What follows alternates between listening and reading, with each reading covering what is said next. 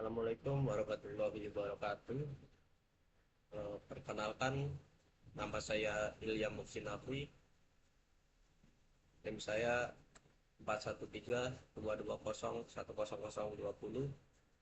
Eh, saya dari program studi Teknik Mesin angkatan 2022 Universitas Mercu Buana. Di sini saya akan mempresentasikan tugas dari matkul metodologi penelitian yang berjudul pemanfaatan papan komposit, serat kelapa dan resin sebagai material alternatif untuk meja perakitan yang ramah lingkungan. Untuk latar belakangnya, Indonesia ini menghasilkan limbah biomasa dalam yang dalam jumlah yang cukup besar. Nah, salah satunya limbah ini adalah sabut kelapa, yang selama ini mungkin kurang dimanfaatkan kebanyakan orang karena ketidaktahuan akan sabut kelapa ini bisa digunakan, dimanfaatkan. Nah, padahal serat kelapa ini memiliki sifat mekanik yang baik, tak lembab, dan juga bisa terurai, sehingga bisa berpotensi sebagai bahan penguat komposit yang ramah lingkungan. Dan juga ada juga penelitian menunjukkan bahwa komposit sabut kelapa ini memiliki performa mekanik yang kompetitif, terutama setelah perlakuan kimia seperti di alkalisasi. Aplikasinya juga cukup luas, mulai dari otomotif, industri, bangunan, hingga furniture. Nah, slide kedua ini ada rumusan masalah. Rumusan masalah yang pertama ada penelitian ini menjelaskan bagaimana perlakuan NaOH dan kunyit bisa membantu meningkatkan daya ikat serat dengan resin. Yang kedua, penelitian ini menilai apakah papan komposit dari serat kelapa dan juga resin cocok untuk digunakan sebagai bahan untuk menjadi meja perakitan yang ramah lingkungan.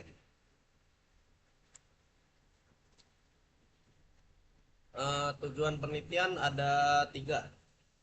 Tujuan yang pertama itu membandingkan perlakuan serat kelapa menggunakan NaOH dan juga kunyit. Dan tujuan yang kedua, menilai perbedaan kinerja antara resin epoksi dan juga resin polyester.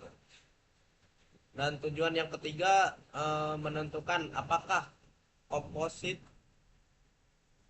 tersebut atau sabut kelapa tadi layak digunakan sebagai material papan meja perakitan yang ramah lingkungan.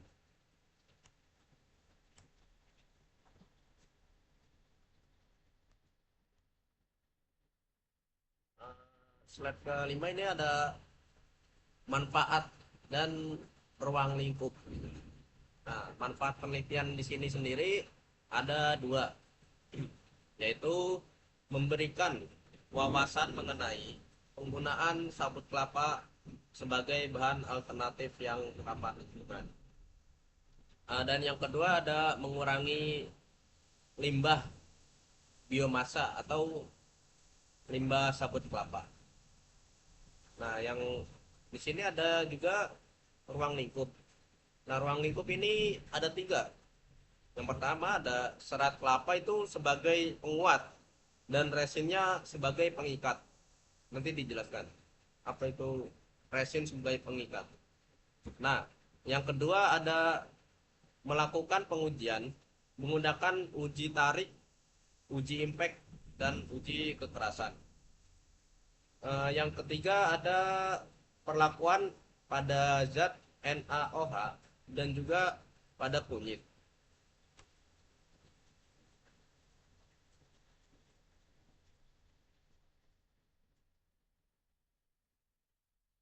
Nah, landasan landasan teorinya.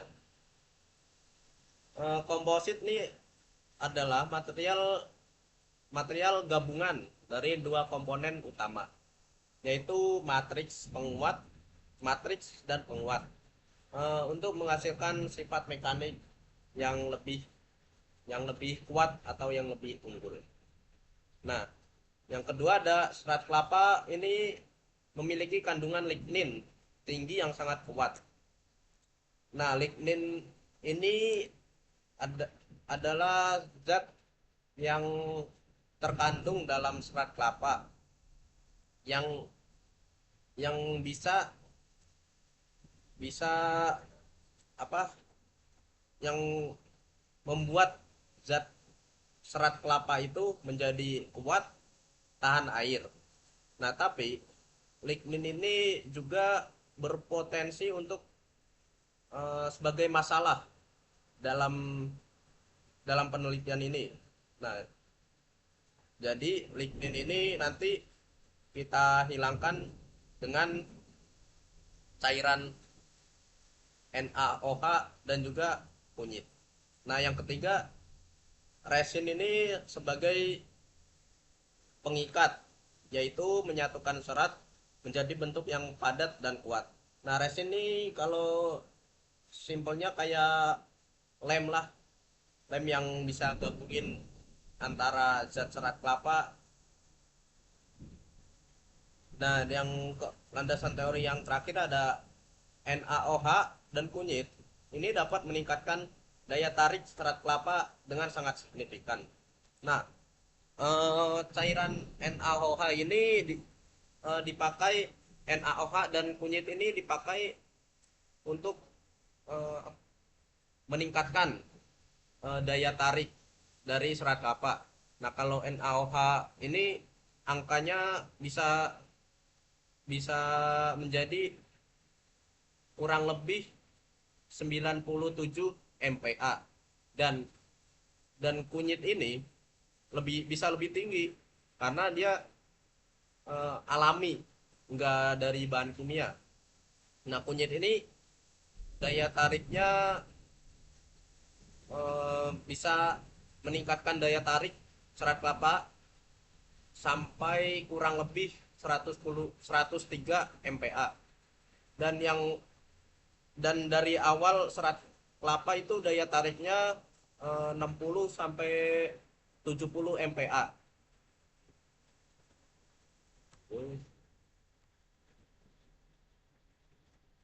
Nah, eh, selanjutnya ada metodologi penelitian.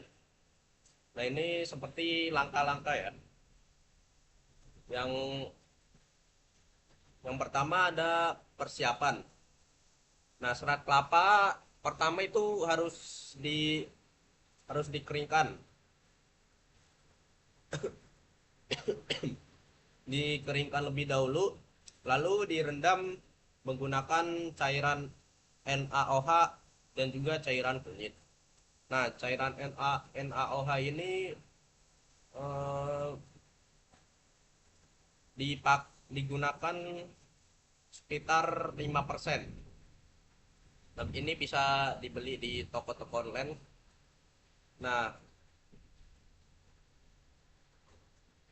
direndamnya untuk NaOH itu cukup 2 jam, nggak boleh kurang, nggak boleh lebih. Nah, kalau kurang, lignin lignin yang ada di serat kelapa itu tidak bersih secara maksimal. Kalau nggak bersih maksimal, resin resin nggak bisa nyatu sama serat kelapanya, karena kan tadi lignin nyebabin licin dan susah buat si resin itu menempel. Nah, kalau lebih dari 2 jam, serat kelapa itu bisa gampang rapuh lah, kan soalnya kan dia zat kimia kan. Nah, kalau kunyit nih, kalau cara bikinnya Pertama pertama apa? Iris-iris kunyit jadi kecil-kecil atau diparut atau di blender lah. Nah, perbandingan antara kunyit dan juga air nanti 1:10. Misalkan kalau 100 gram kunyit itu airnya 1 liter. Nah, masuk lalu tadi 100 gram kunyit tadi dimasukin ke air 1 liter, lalu direbus. Dan kalau udah merasa kecampur lah, terus dimatiin, didinginin. Nah, kalau untuk kunyit nih karena dia bahan alami ya bisa direndam selama 2 sampai 4 jam. Kalau kelebihan juga nggak bagus, meskipun meskipun dia bahan alami ya, ya itu bisa membuat rapuh juga karena terlalu lama kan, 4 jam direndam. Meskipun bahan alami juga ada pengaruhnya. Nah, ada yang persiapan kedua ada pembuatan kompositnya. Nah, serat yang udah direndam sama NaOH dan juga kunyit tadi dicetak dengan metode layup. Nah, layup nih metode manual. Caranya tuh pertama kita nyari permukaan yang datar. Terus kalau udah ada permukaan datar dikasih plastik atau apalah yang licin gitu, yang pokoknya yang lem tuh nggak nempel. Nah,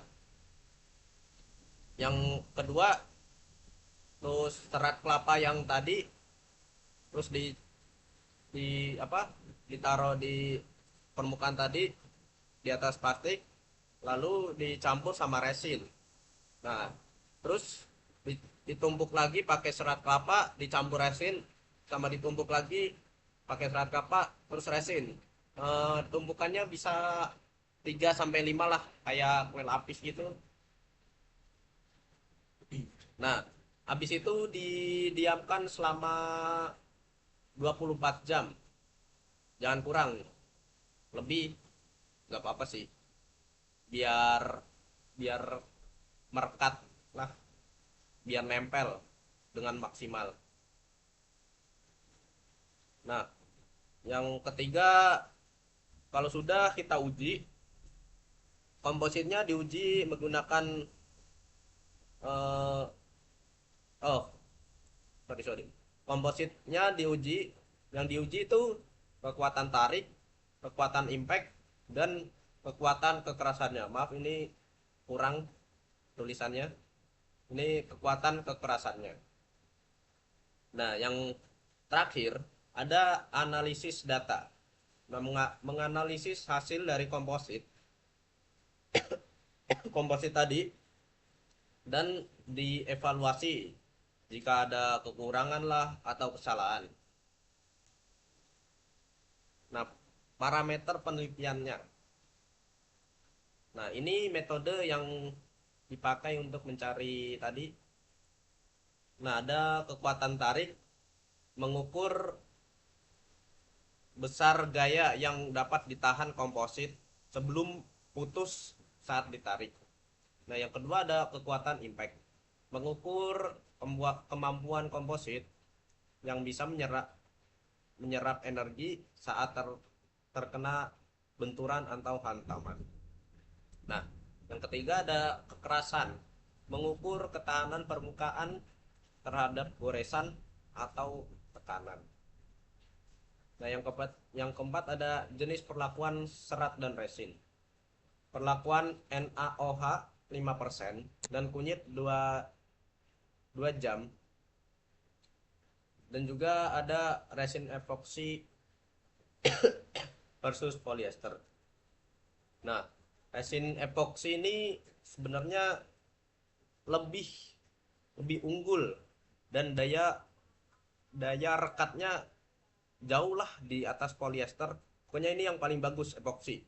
Tapi harga epoksi juga jauh lebih lebih tinggi daripada polyester. Nah, ini tergantung budget saja. Kalau budget ada cukup, ya pilih yang bagus yang epoxy. Nah, kalau budget terbatas bisa polyester, tapi ya itu nggak sekuat epoxy daya rekatnya. Nah,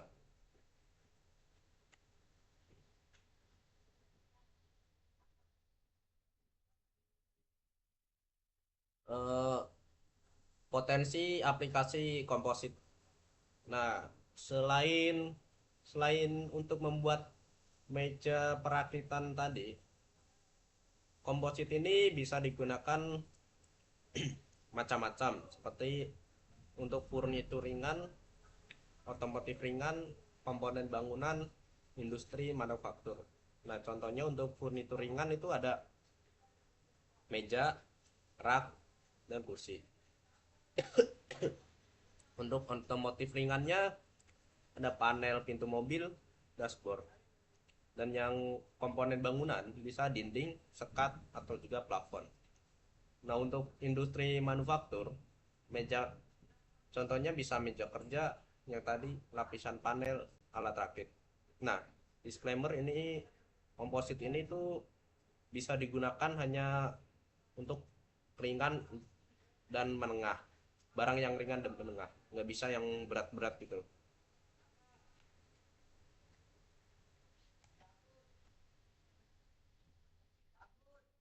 Nah, ada juga kesimpulan dari penelitian sebelumnya. eh, Komposit serat kelapa dan resin epoksi tadi terbukti punya sifat mekanik yang cukup baik untuk dijadikan bahan papan meja perakitan ringan. Dan kesimpulan yang kedua, ada perlakuan serat dengan kunyit selama 2 jam atau lebih, 2 sampai 4 jam, sorry, menghasilkan kekuatan tarik yang lebih tinggi, yaitu kurang lebih 103 MPa dibandingkan perlakuan dengan NaOH 5%, kurang lebih 97 MPa. Dan yang dari awalnya serat kelapa tadi 60 sampai 70 MPa bisa naik ke kurang lebih 103 MPa. Dan kesimpulan yang ketiga ada resin epoxy lebih unggul dibanding resin polyester dalam hal kekuatan, daya rekat, dan ketahanan terhadap lingkungan. Meskipun biayanya lebih mahal dan waktu keringnya lebih lama.